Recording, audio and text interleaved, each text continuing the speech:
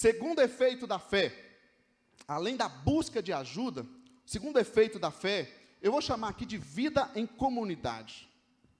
Poderia dar outra expressão de pensar, né, na vida em coletividade. Olha, observa o versículo 6 ao 7, né? E disse: Senhor, meu servo está em casa. O centurião, esse cara que de autoridade, que tinha sobre ele mais de 100 soldados, podia estar lá vivendo na sua, né? Aquele chefe de autoridade.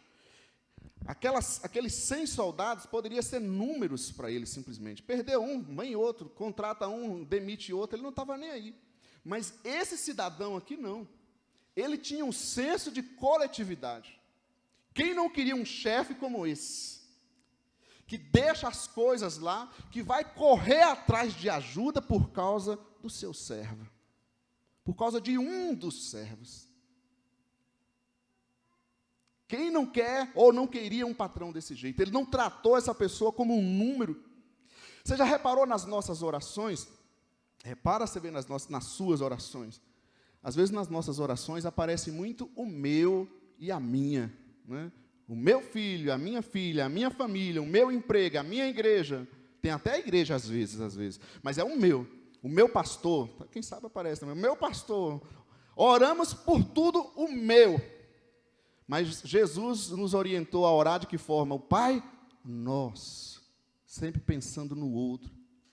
E é por isso que eu digo que um efeito da fé não tem como. Quem tem fé em Jesus vai produzir nele esse senso de vida em comunidade, esse senso de coletivo. Não tem como eu viver pensando só em mim, olhando só para mim, só para a minha igreja, só para o meu problema, só para a minha necessidade.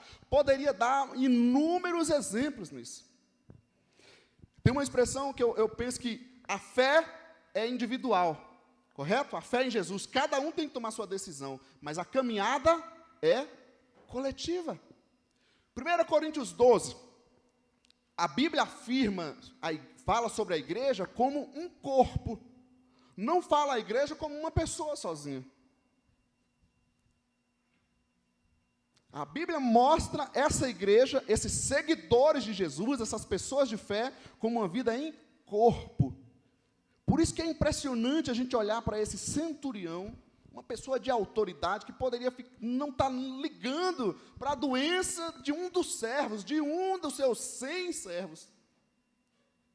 Não, ele se move, ele quer uma mudança por aquele funcionário. Por causa desse senso de coletividade. E quantas vezes a gente não traz esse senso? Às vezes a gente sabe de um irmão que está desempregado, ou uma doença, como a gente tem alguns, e nas nossas orações, pensa de verdade, pensa aí, quantas vezes eu tenho colocado o nome daquela outra pessoa?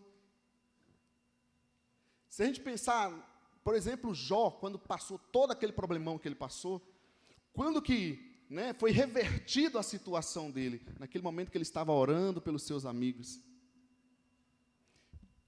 A fé bíblica, a fé em Jesus, ela produz esse efeito de vida em comunidade. Eu preciso do outro.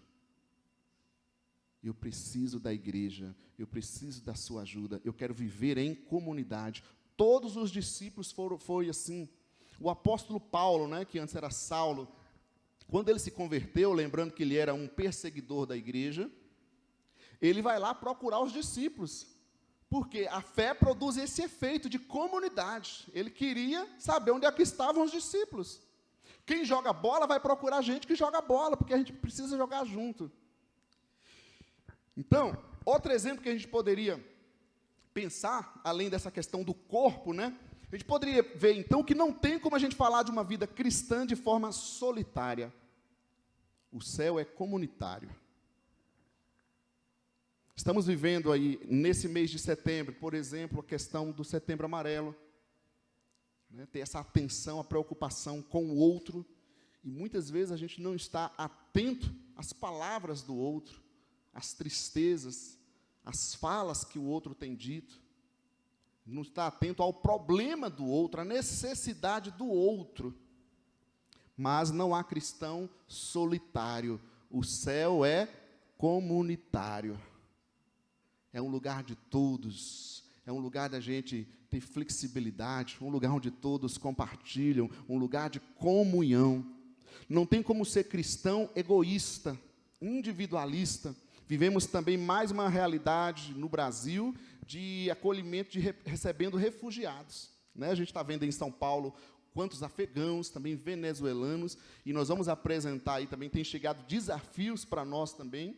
Até o fim do ano, a gente vai receber uma família venezuelana, né? Um grande desafio que a gente já teve outras ações, mas essa é bem mais ampla.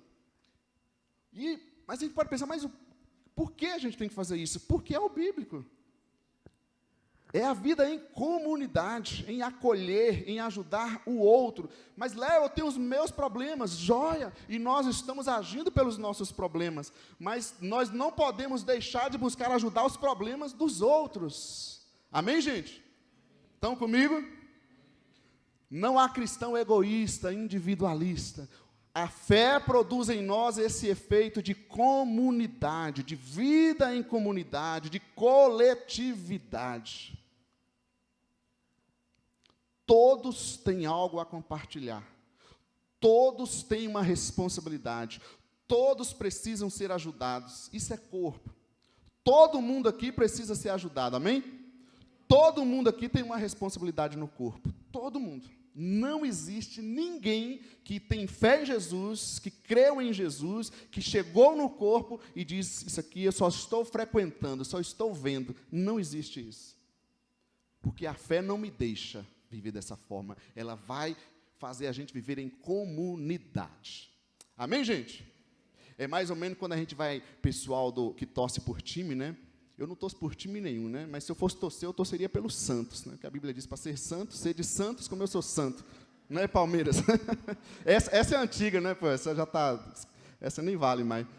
O pessoal, quando vai assistir futebol, você assiste até sozinho, né? Mas é gostoso quando você está com os colegas, né? E principalmente se tem um que torce do outro time, né? Assim, gente, é um negócio. Eu me lembro de uma Copa que teve aí, que eu fui assistir com o pessoal, e o pessoal chorando ali, vendo o Brasil levar 7-1, lembra daquela? E eu olhava para o lado assim, eu falava, será que eu não tenho sentimento? Mas chorava de doer, assim, né? Mas é isso, o brasileiro nessa coisa com o futebol, e é um exemplo muito forte, porque a vida em comunidade é nosso. Mas a gente também tem que chorar, olhando a dor do mundo, sentir compaixão por tudo que está acontecendo no mundo, gente. A guerra que continua, não acabou ainda.